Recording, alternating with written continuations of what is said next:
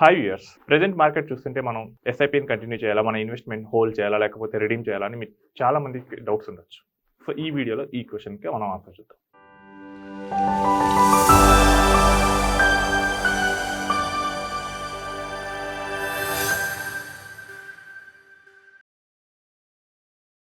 So SIP అనేది అసలు ఎలా వర్కౌట్ అవుతుందో మనం చూద్దాం. ఎస్ఐపిలో మనం ఏం చేస్తామంటే ఇర్రెస్పెక్టివ్ ఆఫ్ ద మార్కెట్ మనం ఎవ్రీ మంత్ ఒక పర్టికులర్ అమౌంట్ని మనం ఇన్వెస్ట్ చేస్తూ వెళ్తాం. ఉదాహరణకు ఈరోజు ఒక ఫండ్ ఎన్ఏవి 10 రూపాయలు ఉందనుకుందాం. మనం 50,000 రూపాయలు ఇన్వెస్ట్ చేసాం. అప్పుడు మనకి 5,000 యూనిట్లు వస్తాయి. తర్వాత నెక్స్ట్ మంత్ అది బాగా పెరిగి 12 రూపాయలు అయింది ఎన్ఏవి. ఇప్పుడు మనం సేమ్ 50,000 ఇన్వెస్ట్ చేసినా కానీ మనకు వచ్చే యూనిట్స్ అనేవి 4,166 ఉంటాయి. ఇప్పుడు ఏమైంది, మార్కెట్ పెరగటం వల్ల ఎన్ఏవి పెరిగింది, మనకు వచ్చే యూనిట్స్ తగ్గాయి. తరువాత మంత్ మార్కెట్ బాగా పడిపోయి 8 రూపాయలకి వచ్చింది అనుకుందాం ఎన్ఏవి. ఇప్పుడు మీరు సేమ్ మీ 50,000 రూపాయలకి 6,250 యూనిట్స్ అనేవి మీకు వస్తూ ఉంటాయి. తర్వాత మార్కెట్ నెక్స్ట్ మంత్ కొంచెం పెరిగింది, 9 రూపీస్ దగ్గరికి ఎన్ఏవి వచ్చింది. సేమ్ మీరు 50,000 పెడితే మీకు ఈసారి 5,555 యూనిట్స్ వస్తాయి. నెక్స్ట్ మంత్ కూడా 9 రూపీస్ మీదే ఉందనుకుందాం. సో సేమ్ 50,000 మనం ఇన్వెస్ట్ చేస్తాం, 5,555 యూనిట్స్ వస్తాయి.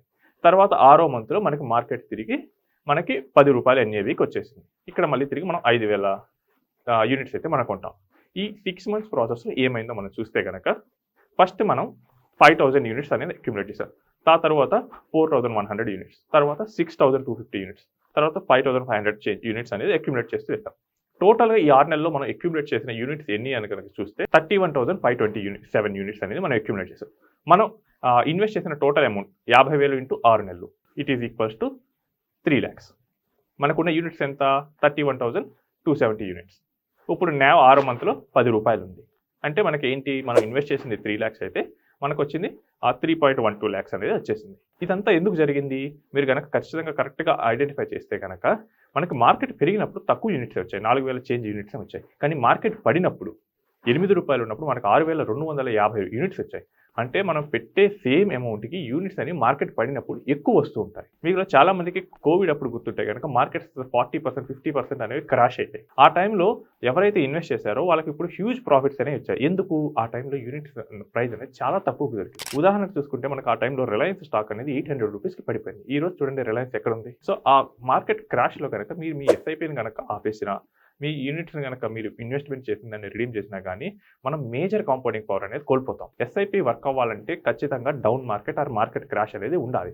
అలా ఉన్నప్పుడే మనకి ఎక్కువ యూనిట్స్ వస్తాయి. ఫైనల్గా మన ఇన్వెస్ట్మెంట్ అనేది number of units into unit price. So number of units పెంచుకోవడానికి మనం ఎక్కువగా ఫోకస్ చేయాలి. సో నెంబర్ ఆఫ్ యూనిట్స్ ఎక్కువగా పెంచుకోవాలంటే బుల్ మార్కెట్లో మనకి ఎక్కువ అమౌంట్ అనేది ఇన్వెస్ట్ చేయాల్సి వస్తుంది.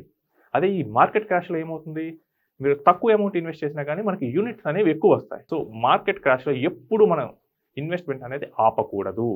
అలా ఆపామా మనం కాంపౌండింగ్ పవర్ అనేది కోల్పోతాం. సో ఇప్పుడు మనం ఇదేమన్నా ఫస్ట్ మార్కెట్ క్రాష్ చూసింది కాదు, కోవిడ్ అప్పుడు చూసాం. అంతకుముందు 2010 నుంచి 2013 చూసాం, మార్కెట్ ఏమీ పెరగలేదు. 2008 గ్లోబల్ ఫైనాన్షియల్ క్రైసిస్ అప్పుడు చూసాం. అంత కొంచెం ముందుకెళ్తే 2000 కేతన్ పరేఖ్ స్కామ్ అప్పుడు చూసాం. మార్కెట్స్ చాలా క్రాష్ అయ్యి. 1992 Harshad Mehta scam, almost markets ఒక్క రోజులోనే 50% పైన పడిపోయిన సినారియోస్ చూసాం. బట్ ఆ టైంలో ఇన్వెస్ట్మెంట్ అనేది ఆపేస్తుంటే ఈ రోజు మనకి అంత వెల్త్ అనేది క్రియేట్ అవుతుందా? అసలు మీరు సెన్సెక్స్ జర్నీ చూడండి. హర్షద్ మెహతా స్కామ్ అప్పుడు 4,000 పాయింట్లు ఉన్న సెన్సెక్స్ తర్వాత చాలా పడిపోయింది. బట్ ఈ రోజు ఎంత ఉంది, సెన్సెక్స్ 75,000 పైన ఉంది. సో మార్కెట్స్ ఖచ్చితంగా లాంగ్ టర్మ్లో పెరుగుతూ ఉంటాయి.